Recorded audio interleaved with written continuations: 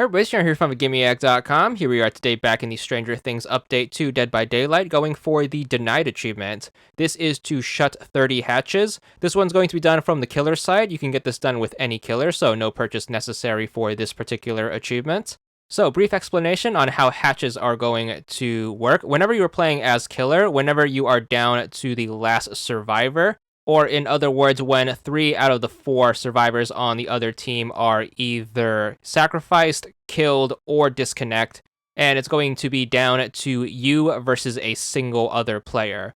What's going to happen is the game is going to randomly generate an open hatch somewhere on the map. So what this hatch basically is it's going to be an alternative means of escape for this lone survivor. So instead of exiting through the exit gates, the player can escape the match if they happen to stumble across this open hatch and climb on inside. So as the killer, if you happen to find this open hatch before the lone survivor does, what you can do is you can close it, and what that's going to do is it's going to deny the lone survivor their alternative means of escape. So to get back to this achievement, what you need to do is you need to make sure you close 30 of these hatches. Every game you play should present an opportunity to close its hatch at least once, so it's realistically going to take a minimum of 30 games in order to get this achievement. So whenever you find yourself in a situation where it's just you versus one other survivor, what you want to do is you want to make sure you immediately start looking for the hatch. The hatch is also going to make a very distinctive sound in the form of an angelic hum.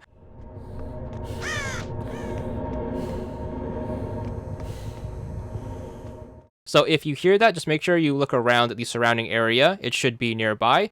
Once you find it, it should look a little something like this. Go up to it and then hit right bumper to shut it, and that should deny the survivor their chance to escape through the hatch, and it should also start the end game countdown, meaning the survivor is going to be able to ignore any remaining generators and just head straight for the exit gates in order to try to escape this way. That being said, what's going to count towards the achievement is just closing the hatch, so that's what you want to focus on if you just want to go for this specific achievement. So with that explanation out of the way, the bulk of how this achievement is going to look like when you are working on it is whenever you are down to you versus a single survivor, it's going to be pretty much a race between you two to see who can find the hatch first. So hopefully you come out on top more often than not, and that way you can get the achievement sooner than later. Now, if you are looking for a strategy in order to make the grind a lot easier, this is what I'm going to recommend. Make sure you start up a game, and the first thing you want to do is you want to make sure you turn your focus on to at least 2 of the survivors and make sure you eliminate them as quickly as possible. Then what you want to do is you want to make sure you down a 3rd survivor, and then you want to make sure you pop them on the hook. Hopefully they are on their first hook state. The reason for that is you want to make sure you want them to stay on the hook as long as possible. And then what you want to do is you want to make sure you look for the 4th and final survivor, and you want to make sure you down them.